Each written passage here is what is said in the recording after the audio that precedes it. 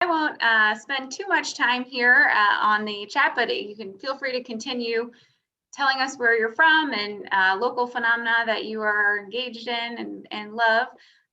Just want to start off by saying thank you so much for being here tonight for our final Teacher to Teacher webinar of the year.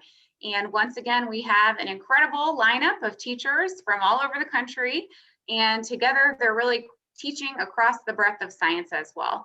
So our hope is that something today that they talk about or a worksheet that they share will inspire you to do something in your own classroom as early as maybe tomorrow if you're looking for some lesson plans, or if not that soon, then maybe even next week. And so I'll start off just with a brief introduction. I am Anna Rhymes, and I oversee the Science Students in High Schools program. And just a little bit about my background. Before I got to the Society about 4.5 years ago, I taught STEM in Washington, D.C. for 10 years. And I am also joined tonight by, I would say, my partner in crime on the Science Students in High Schools program, Raina Van Dyne. Raina, would you like to introduce yourself? Yes, hi everyone, I'm Raina Van Dyne. I'm the Associate Specialist on the program.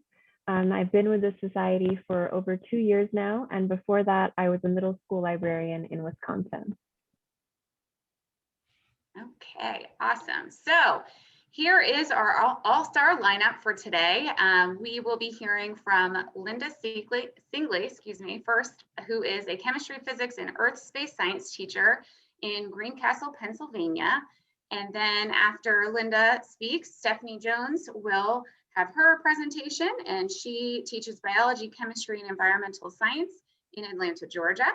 And finally, we will have Pradip Misra, who teaches biology, chemistry, physics, and earth and space science in Baghdad, Arizona. And so they will all be talking about how they have used and integrated the Science Students in High Schools resources into their own classrooms with their students this year.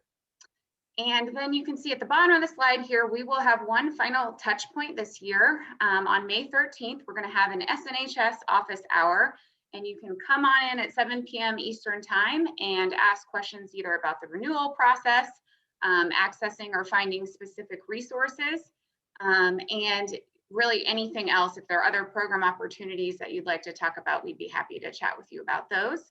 You can also use this time to collaborate with other educators. So you could pop on at 7 p.m. and we could put you into smaller groups, and you could chat about what's going on even just in your classroom at this time.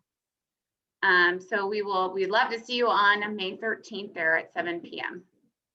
And then the one other quick housekeeping note kind of before we get started is that if you wouldn't mind, please turning off your videos just during the presentations, because we're going to be recording and we'd like to post this up on our website so that that other educators are able to access the video and use the content.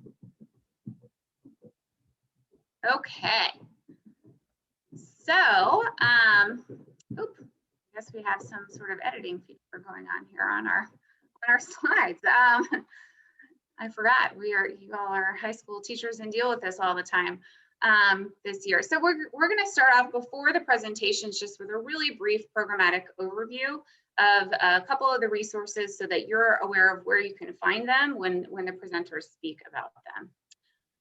And so we'll start off with the programmatic goal, and I'll just kind of give you a little bit of my own perspective from my teaching experience.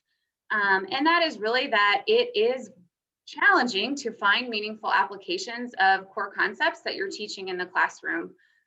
These applications are often key to student learning and retention of the information that we're trying to teach students. They also give students a reason to really care about the information and ultimately understand it better. And that's really what the Science Students in High Schools program is all about. We're here to boost STEM literacy for high school students. And the goal there is to encourage you all to incorporate science journalism into your regular curricula. And then essentially what that allows you to do kind of seamlessly is to get students to connect what they're learning in class, those key curricular concepts, to the news and also phenomena in the world around them. So not just the full world, but also to their local community. And I'll run through just a brief overview of the program resources. So every school in the program gets 10 print copies of each issue of Science News during the program year. You also get year-round access to both the Science News and the Science News for Students online resources at sciencenews.org and sciencenewsforstudents.org, respectively. The biggest difference between these publications is the reading level. So Science News for Students is written around for a middle school reading level for grades 5 and up. And then Science News is written for the general public, but has readability scores grades 9 and up. A cool feature of both articles or both publications is that all of the articles have links to citations at the bottom of the page, and these link to the primary research articles, which are sometimes open source. So this is a great way to get your students reading primary research articles. A cool thing about Science News for Students is that the articles have power words at the bottom of the page that are vocabulary words from the article. And Pradip will talk about how he uses these in his classroom in his presentation. Another resource we have is an Edmodo group with other educators, just to share best practices of using the resources in your classroom and ideas. We also send out a weekly programmatic newsletter on Friday mornings that has our most recent educational content, as well as other opportunities from the Society. And finally, you get access to our digital educator guide library that's full of our lesson plans that are paired to the Science News and Science News for Students articles. And Anna will talk more about those now.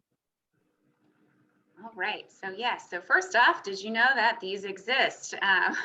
We have a whole library of next generation standards aligned lesson plans and student worksheets, so already created for you, that are related to a specific Science News article that's generally from the most current issue of the magazine. And our goal really is to highlight the core STEM content that's covered in the article, as well as to identify cross-curricular nature of the research that is being covered, that's being written about. The types of lesson plans that we create include comprehension questions and also answers associated with those, discussion prompts, and then also activities that are hands-on and allow students to really kind of be an inquiry-based lesson plan.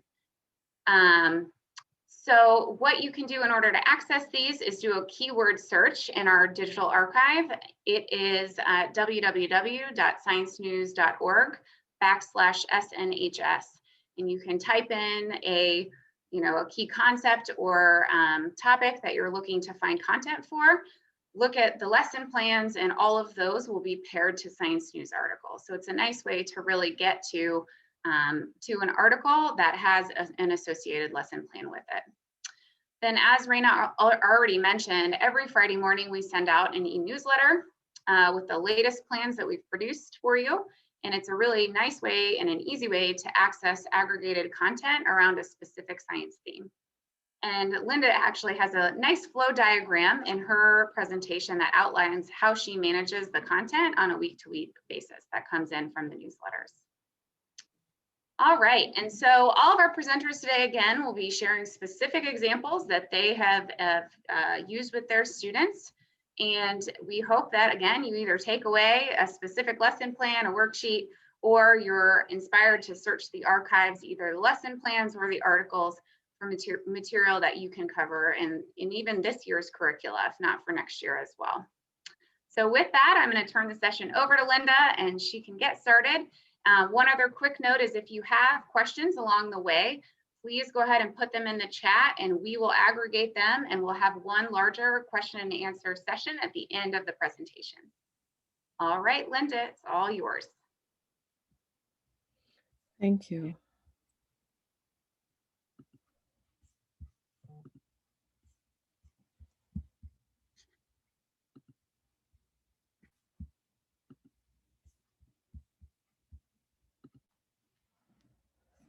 There we go. Hi, I'm Linda Singley. I'm also a goat raiser, as you can tell. And today I just uploaded another link to one of the articles that came in the news magazine last week about the atomic energy development. So everything is really current. In fact, so current, I just got done doing it before I started tonight. This is the topic of my presentation. And it's about making connections from the concepts and what you read about in the magazine up until the kids develop an understanding for it through various attachments and connections with the content. So this is a little bit about the school where I teach. We're not very big. We're pretty rural, and we take in the township as well as the town. And one of our big selling points or science advantages is that we have an old farm that was put on the historic register at some point and then turned over to the school where we can do interdisciplinary studies in chem and physics, bio, all levels from elementary through high school, and even historical artwork and things like that that are there in architecture. So there's a picture of that place. Here is our current teaching, or my current teaching assignment. It's been adjusted at least 3 times in the last year, and for the fall, they're looking at changing it yet again. So things that I can use in a variety of scheduling situations, both hybrid and face-to-face, and online are something that's really good. And this Science News has provided that opportunity, and it lets the kids access things from home too if I can get it into the learning management system in the right format. So that's a rough look at how it is right now. And then this is the flow chart that Anna was referring to. Um, you can just read through it. I get the print edition and I hand it out. It comes to my mailbox. I hand it out to our faculty. And then whatever comes in the email on Friday, I go through it and I have a folder right on my desktop that I put it in there so I can go back to it conveniently without having to dig through folders. And then if I see anything in there that looks good in the hard copy, I'll go to the Friday email and then see if it has anything linked to it. And if it is linkable and if I can find other things, then I can put them into another folder related to the class. And then our current research opportunities, since the research angle is a focus of Science News, we have a county science fair, and right now it's on hold. And we have an astronomy research opportunity with West Virginia University that a couple of years ago, one of our kids decided he wanted to get into the Pulsar Search Collaboratory. So we're keeping that going. And then we also are connected through the Gavirt JPL out in Pasadena, California. And that was through an in-service that was offered down at Dulles Airport in Virginia with JPL personnel. And so we've tried to keep those two things going. And then also we have a local airport and analytical lab. And sometimes kids can get internships over there through the work connection from school. So those are just a variety of the things that our kids can go on to do within the local community. And these are some of the points of connection that I have used already in the last couple of semesters once I started to need other focus besides textbook and the conventional means to contact the kids and develop some enthusiasm. The materials fabrication that was a really good opportunity that dovetailed nicely with our astronomy club, which I also advise. That was last fall that we could actually do an uplink with the space shuttle video right into class time. And then the biotech and environment is also a topic that lends itself to the cross-disciplinary with the school farm. So we can go back out to Tamanasakta and then back into the classroom and then connect it to research articles. And that's important now, especially because we can't always do labs. We've been prohibited from doing labs since last year. The other focus I use is instrumentation and methods in my classes. That's pretty heavy for physics. And I like to get them a variety of primary sources and technical writing because they don't always get that opportunity in the classroom or in any of their English classes. And many of the kids say they want to go into engineering or science. So I try to use as much technical writing as I can. So I use these primary sources that are attached to the articles in Science News, since I find often the problem in high schools is that you don't have a university subscription or access to get to primary research. So this publication at least lets me get a hold of the author. And in many situations so far that I've contacted the author, they've given us either reprints or permission to photocopy. So I can actually use the primary articles. And then looking at the data and where it comes from, and then how to use citations correctly are the other things that I focus on using the science news as a springboard, I guess you could say. This is one that I used back in the fall. It was one that came in Anna's Friday email. And then I went and further put together some lessons about Apollo Soyuz, since I was raised during that era. And I have firsthand things. I actually had a little cardboard punch out from the gas station from 1968 or 9. And I brought that into school and shared it with the kids so that we could see the original, what do you want to say, public interest advertisement for the Apollo Soyuz mission. And this article lent itself very well because in the associated study guide, there were several angles you could take going out from this. You could look at the hostility of space to life. You could also look at gas laws, pressure and temperature and volume at different situations in the cosmos, I guess, because not everything is cut out for humans or bacteria. And then also we discussed in physics the speed that they had to go to stay in orbit and what things would be like in getting up to that speed and staying at that speed and docking at that speed. And then we went through the tracking stations with Heavens Above and the daily observations. And then we also linked another unit that was in the same study guide, the fruit punch and foam handling liquids in space.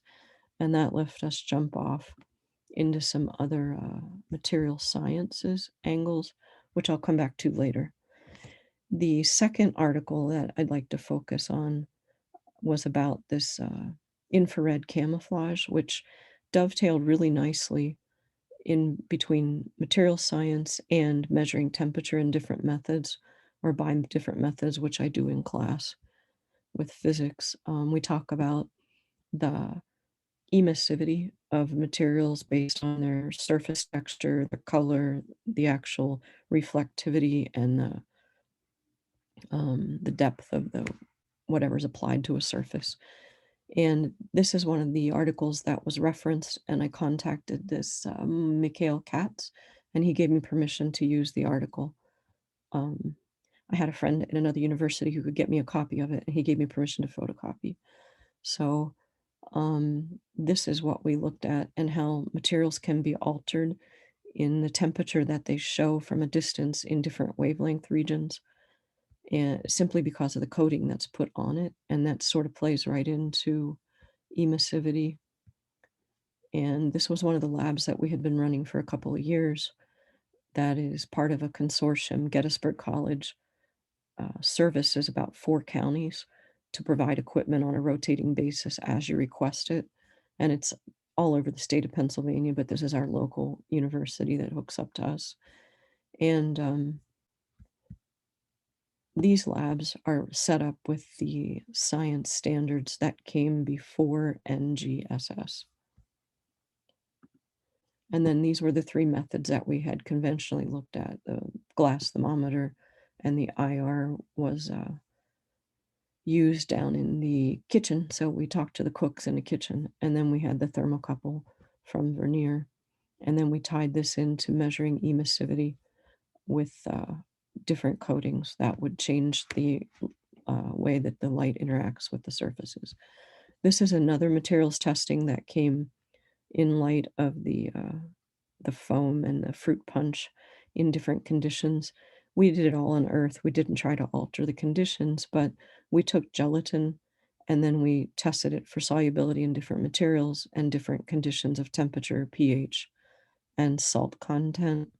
And then we looked at compression and extension with force meters and measuring mass with an inertial balance, and saw how putting a jello on there that was, or a gel that was not a rigid material, affected the period of the oscillations.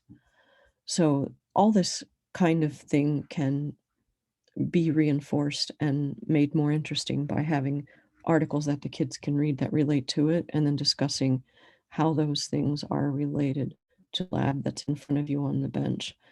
It also lent itself, in just the October 10th issue alone, Lisa Grossman had 3 separate articles that were in the same magazine in a little cluster of space type things. The fast radio bursts, which are mentioned in the Pulsar group out of West Virginia, one of the premier scientists that investigate those works down there. And then the dark matter, which kids are fascinated by. And then the solar system formation, that comes into chemistry class when you start talking about stellar emission spectra and how these emissions come from different atoms at different stages in a star's life. And the majority of these things, since I don't teach astronomy, there's another person teaching that. I'm the advisor for the astronomy club, so I maintain all the contacts with the universities and JPL, and then I put the links up for the kids to look at. So this feeds directly. These articles were something that the kids could access, even though our clubs aren't meeting. And the Science News gave us the ability to have those primary articles right at our fingertips to put up onto the learning management system, or the links to them, so that we could discuss them in the astronomy club chat, whatever they call it, the group discussion forum. Here's a summary of some of the things I just went over. I'm not going to read it to you, but the main thing that is really important is that you can access things like Anna and her associate, whose now name fails me right out of my mind, but the database that they have for guides and pre-made lesson plans, if you need an idea in a hurry and you have something that either isn't going to work, or it fell through, or you want to add something after a student generated a question and you want to reply to it using some primary source, you could go right to the searchable database, type in what it is you're interested in or what the students are interested in, and then post it right into the learning management system, or give the kids a link in class face to face and they can look at it from there. So that fluidity of access to the material is what I find really beneficial to both myself and for the kids to be able to access it. And the final slide, of course, is the credits. This is the Gettysburg Advancing Science News, high school, and that's it. I'll hand it over to Stephanie. Okie doke. Thank you, Linda. Let me share my screen.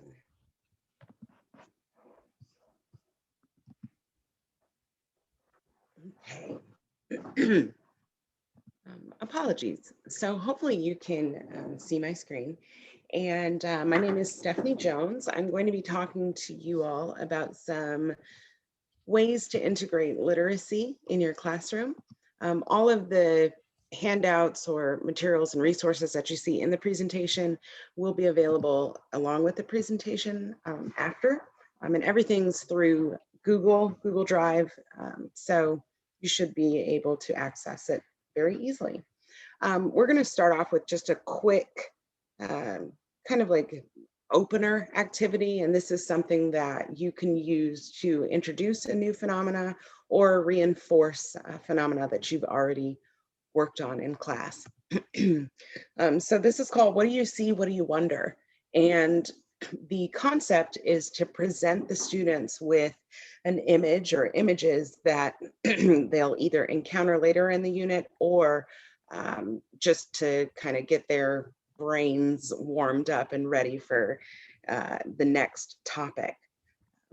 And this routine uses observation, and it gives a really good springboard for the kids to start thinking more deeply. While you can use current events like this in Atlanta, you can also use science pictures like anatomy and physiology.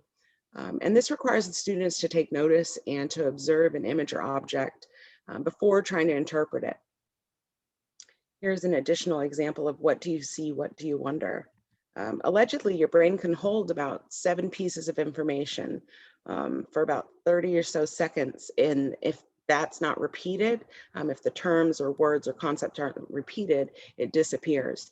The more you repeat, the firmer it stands in your memory. So the first few seconds of encoding information is crucial to determining whether or not something is going to be perceived and recalled later. So what do you see? What do you wonder?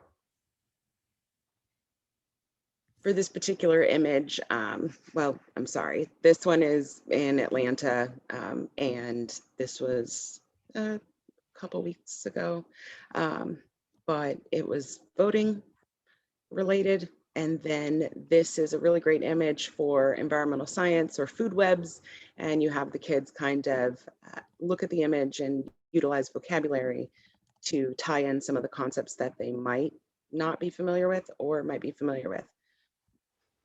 So in the classroom, especially online these days, it's difficult to establish norms. And one of the places that has suffered is in our small groups. So a good way to facilitate that with online literacy integration is allowing your students different rooms to pick from, and that gives them some autonomy in their learning. And it gives you the ability to make breakout rooms, whether it's through Zoom or Meets or what have you.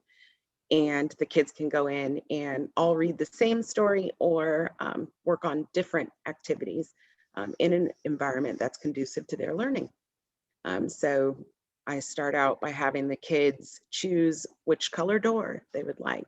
And it goes from blue with teacher-led to all the way to green, where they work quietly by themselves. And they just put it in the chat. So what I'd like to talk to you today, I know I might have breezed through the first couple of activities, but we're gonna integrate literacy using science news in schools or science news for students. And I'm gonna give you a couple of techniques and tips on how to do that. We're going to use my Unpacking the Standard worksheet, and this is something that I feel benefits both the instructor, your teachers, or the students, so that they know what exactly is expected of them. I have a current event template along with claim evidence reasoning. Claim evidence reasoning is just a really great way to have the kids learn how to pick apart certain literatures, or excuse me, pick apart certain aspects of literature, like citing sources or finding evidence, and apply it in their reasoning. And then I'm going to show you how to make brace maps and utilize imagery in the text. And all of this is very easily scaffolded. But lastly, we're going to have the kids get up and go outside. It's imperative that they get some time away from screens, and it's very easy to do that as well. So with Unpacking the Standard, basically you can take whatever your actual standard is, whether it's your next gen, if you're aligned to next generation science standards, or if you use state specific standards. I know in Georgia, we basically took all of the next generation science standards and just like reworded them. But what you can do is take your standard that you're covering.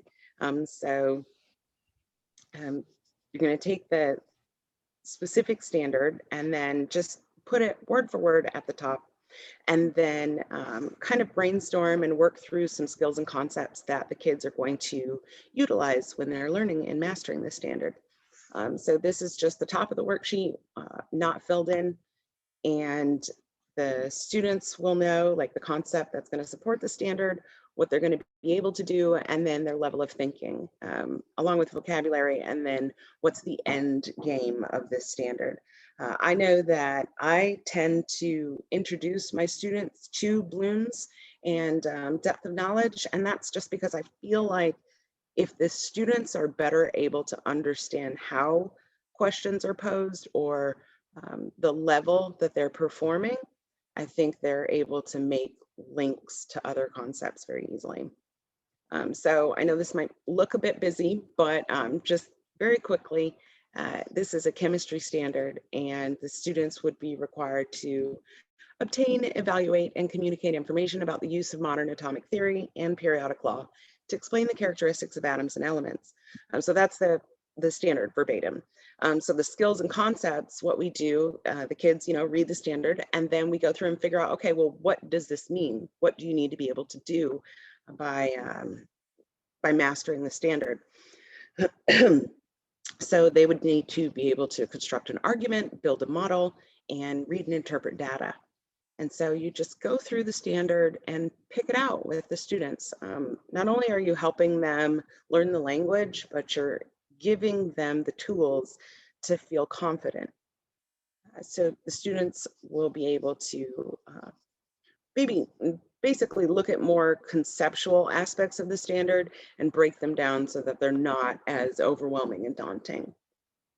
They'll be able to demonstrate mastery by using the periodic table, and then finally the depth of knowledge or the conceptual aspects, it'll tie together. The vocabulary is more of a way to remind the kids to get into the habit of using some of the vocab terms that they'll see in the unit. And then lastly, the summative assessment is the model creation.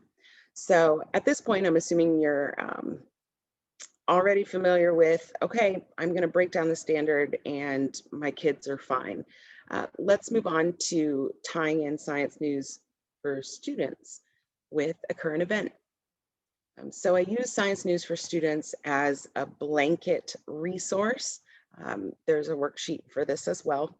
The current event template asks the kids to utilize only science news in high schools as their source. They can pick whichever topic that they'd like. The date of the article and the due date, along with the web address, are all fine for, it's got such a huge wealth of information that I don't mind if they take an article from a couple of years ago.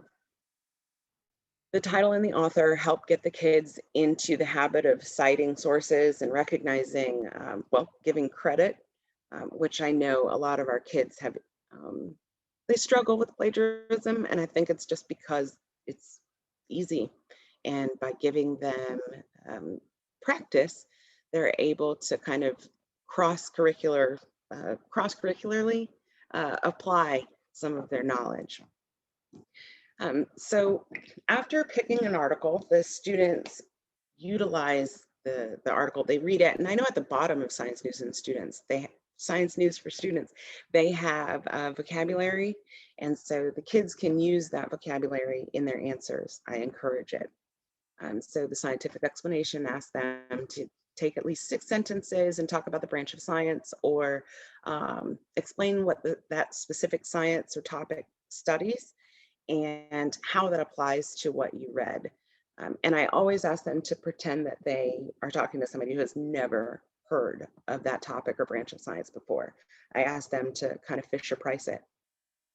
And then lastly, the bottom section of the worksheet asks them to use claim evidence reasoning.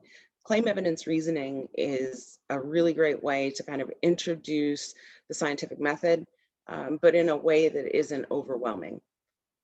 So they take the claim, explain what the article is trying to convey or explain, and a lot of times we have them look at the titles of the articles. They pull data or evidence from the article, whether it's in-text citations or sentences. And then lastly, they apply why they read that article and how they can utilize that information in the future. And on Science News for Students, there is a readability level, so it's very easy to tailor certain articles to small groups if you need to. One of the next techniques that are really, really great to use when it comes to integrating not only literacy, but science news for students is brace maps. And brace maps just help the kids organize their relationships of objects and then break it down for individual analysis. So here on the left, a student might have read an article about renewable energy. And so they are going to basically create a little mind map of sorts. and link concepts and vocabulary. One of the other ways that I like to integrate literature is by using imagery in the text. A lot of times, kids don't think about why the pictures are included, or, I mean, if they look at the pictures, they don't recognize, okay, well, this picture is included deliberately. It's not just filling space. And according to the dual coding theory, both verbal and nonverbal processing is essential for learning. So if you bring in those visual aspects and pair them with a deliberate examination of why it's being included, it helps them with their cognitive subsystems, and it allows them to have a deeper connection to the material. So this is just an example of a lab book, but you would pull an article from the website and ask the students, okay, well, what is the purpose of including this specific picture? And lastly, I like to get my kids up and away from the computer sometimes, have them, whether it's go find me a picture or go find me an example of some copper, or give me an example of a heterogeneous mixture. Have the kids select an article, and then after they read it, and they can discuss it in small groups, perhaps maybe no more than 4, but after those 4 in that group read the same article, they have to gather key terms and go outside and make those connections and bring those findings back to class to share out. So for this specific example, and this was on the site, I think the other day, but this is from Science News for Students. So bandages made from crab shells, speed healing. So right there, you have bandages that the kids could go find, or some substance that's going to help a person heal. And after the kids select the article, talk about it, they break for maybe 10, 15 minutes and then come back with not only a deeper understanding of the vocabulary, but additional ownership, because now they've taken that knowledge from sitting in front of the computer, gone and found something to better represent that, and then brought it back. And so you have that jigsaw effect where the kids are able to apply and share out. So this article mentions both fiber and polymers. And so this is a great way to connect the literature to the real world. I am done. That's where I'm at.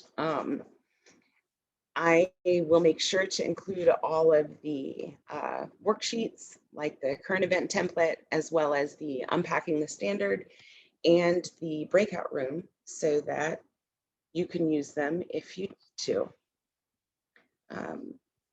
Thank you. Let's see. Thank you, Jennifer. Anna, I need to stop sharing, and I hope the. So Pradip is next. So Pradip, you can go ahead and start sharing. Thanks so much, Stephanie. Thank you. Appreciate it.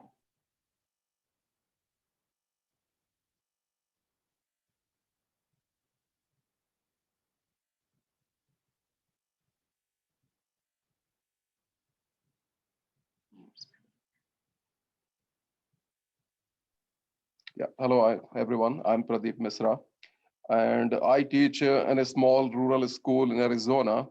And for me, science news is really a great source of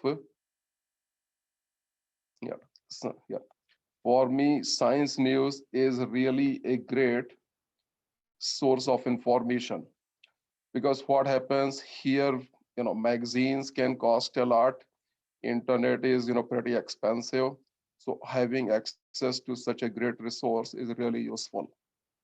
And everybody understands, whether you are a linguist or you are a scientist or you are a science teacher, vocab is so important. So here I use science news for 2 purposes. One is to increase the vocabulary for my kids, and the second one is for enriching their science learning experience through these articles. So if I look at here, there is a type of, page on Science News. Science News has scientists say, and here is an example of a word, body mass index.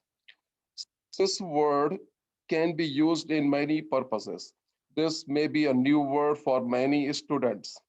So what we can do, we can start our lessons with this word. We can ask students what is a body mass index. Now kids will be exploring the meaning of this word. They can go to Science News and they can find how many ways it can be explained, in what context it can be used, how we calculate it. So there is a mathematics, so there is investigation. And one single word can be used in many contexts. It can be used in health sciences. It can be used in applied mathematics. So that is there. There can be many students who don't like to read. So for them, there is a play button. So kids can click the play button and it plays the definition for them. They can see how to pronounce it and it explains the meaning of it. It explains the examples for it. So that is really a great tool for kids with your reading difficulties. And then if kids scroll down, there is a list of related words. So not just this word, they can see many words related to this particular word. And that exactly gives them an idea that one word is connected to many words. It can be used in many contexts, and how science uses these words to explain many things. And here, if you see, there are many ways to find these words.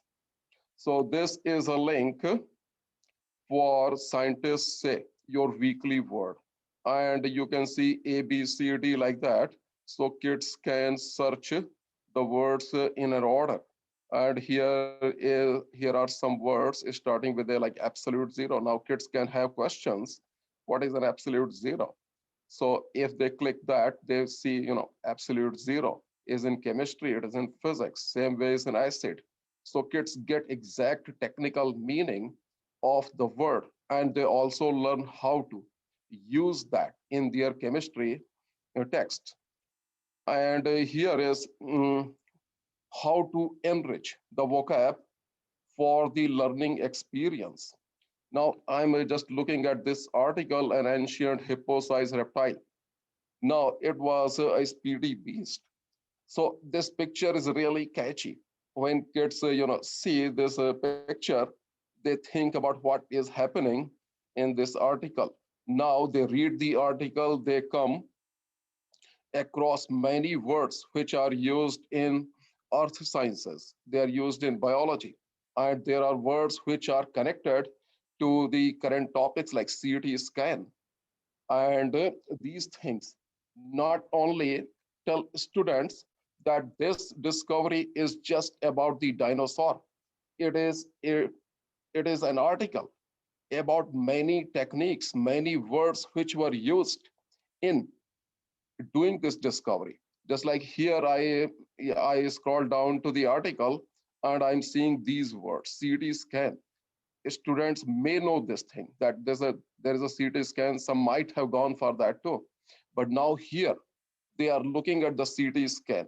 This technique is not used just in the medical sciences, but it can be used as well in the sciences like finding the structure of the fossil.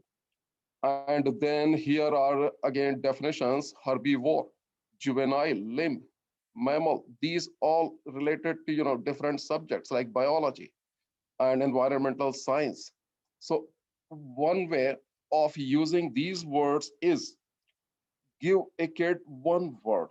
Kid finds that word in the science article, and then he relates these words to many other words. That gives them an enriching experience in science. That is so important in this time. Kids have very very small vocab these days, and that small vocab is is limiting their, critical writing skills. So what happens, kids want to write, but what happens, they lack the words. They don't use technical words to explain these scientific concepts. So this way, by using these science news, its articles, its vocab, we can give kids, more vocab. They can expand their vocab, they can expand their knowledge, and they can use it in technical writing. Next one is here that many current topics in textbooks, we have all the stuff, but trouble with the textbooks is they don't cover the latest discoveries. Science news certainly can fill in that area. And I always use current topics for extending the learning experience for my students. So in fact, science news covers almost all subjects. And as I teach many subjects, I see there is always a connection. If I'm teaching chemistry, chemistry is related to geology, and geology is related to biology. So all these things have common vocab. And kids, when they learn one vocab in, suppose, my chemistry class, and then they go to biology class and they use that vocab there. So that also shortens the time for learning. They have more time to learn more words. They don't have to spend, time on just one single word. And many times kids have to do in my class the research projects on a topic. Suppose I'm teaching a chemistry topic on hydrocarbons. So now these kids have to find a reliable source of information. Many times they just go for searching on Google, Bing, and so many search engines. And ultimately, they waste so much time in finding the reliable source of information. And ultimately, when I look at the articles, their projects, I find that their citations are not accurate and the research may not be reliable because there are so many sources and their information may be biased. So if they find a reliable source like science news, they can find all this information on the current topics which are extended from their classroom topics.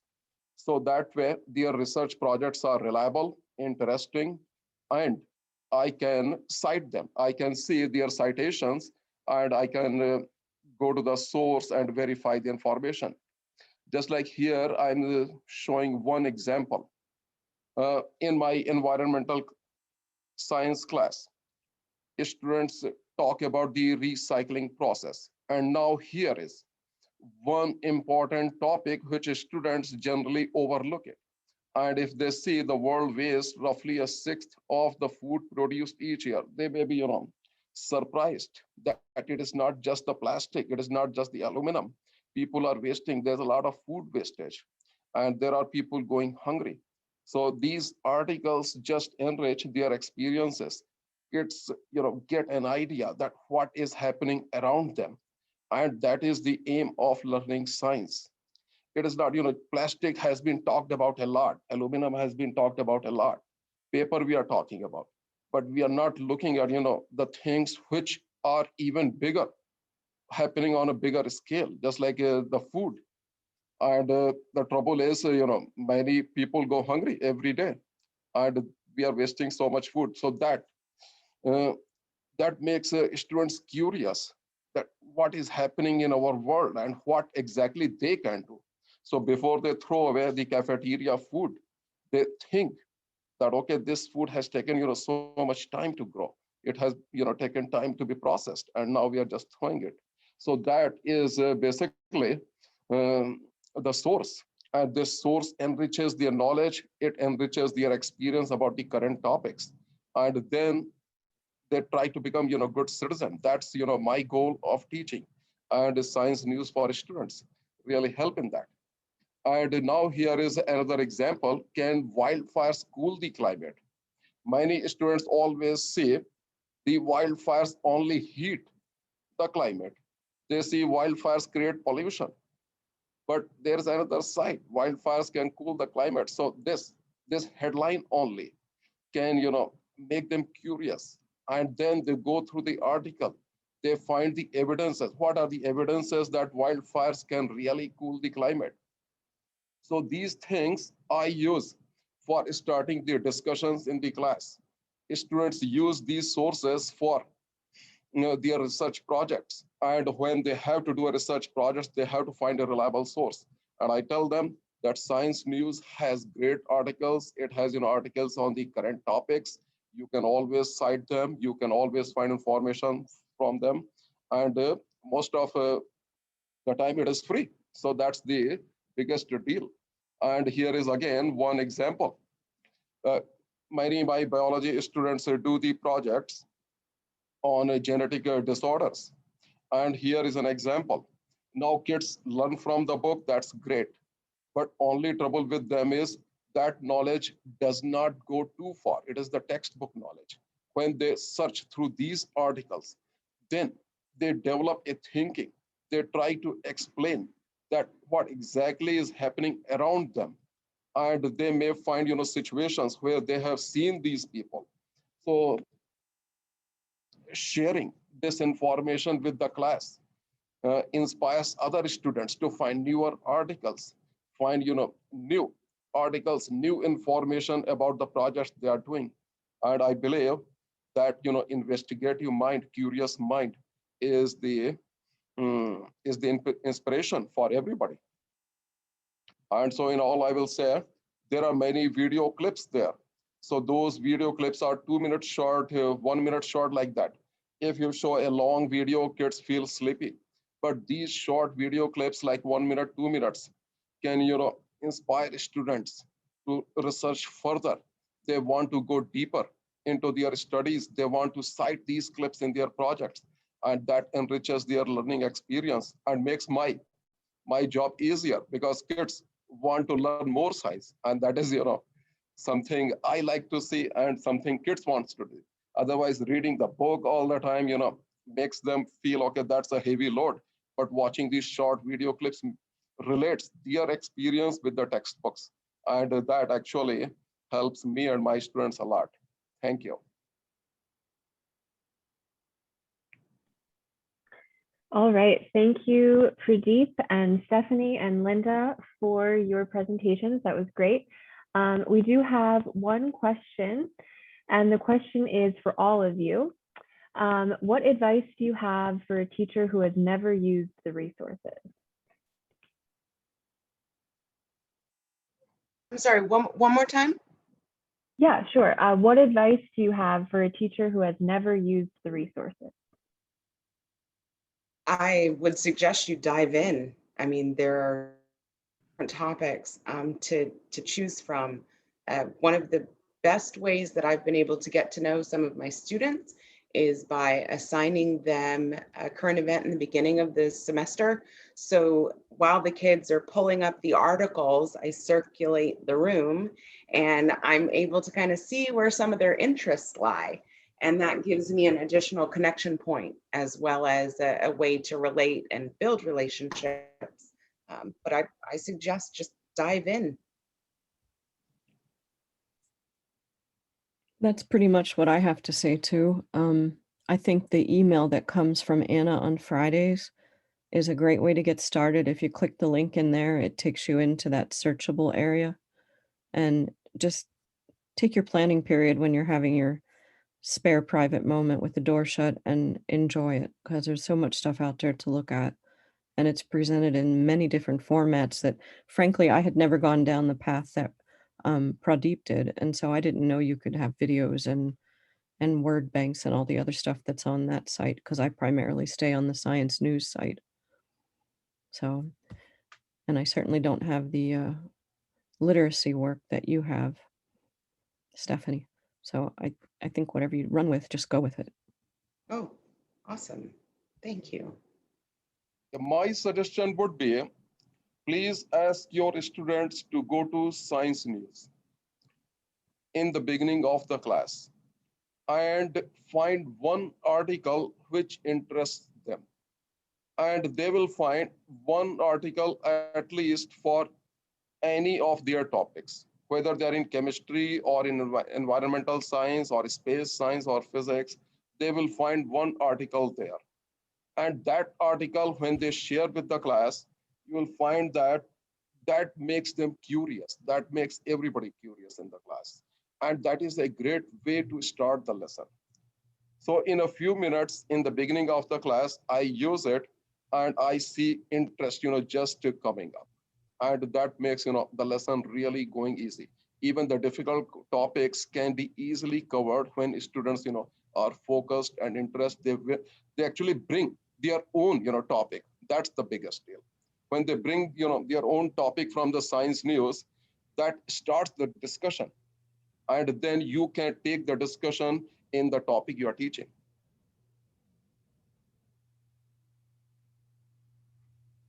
Well, I'm just going to pop back on here because we're about at time and say thank you to all three of you. You all gave such incredible and unique examples of how to use the resources in your classrooms, how you currently are, and how other teachers can. So we really appreciate you sharing your knowledge of the resources with everybody else as well.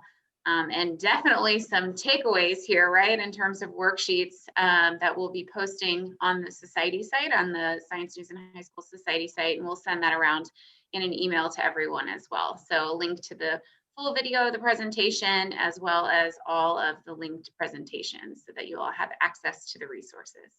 So just thank you again. And then just a reminder for anyone who's currently logged in and in the program, that we are doing an open enrollment and renewal period for the program. So if you haven't had a chance yet to get on and renew, please do. And if you have other teachers at schools that aren't currently enrolled in the program who are interested in having the resources for years to come, we have funding for years to come, please share the interest form that Rena is posting in the chat right now forward with them. So thank you all again, and we hope to see you in May for just one last touch point in our office hour session. And we wish you the best of luck with this long stretch between spring break and the end of the year. So take care. Thanks so much. Bye-bye. Thanks, everyone. Thank you. Bye. Bye.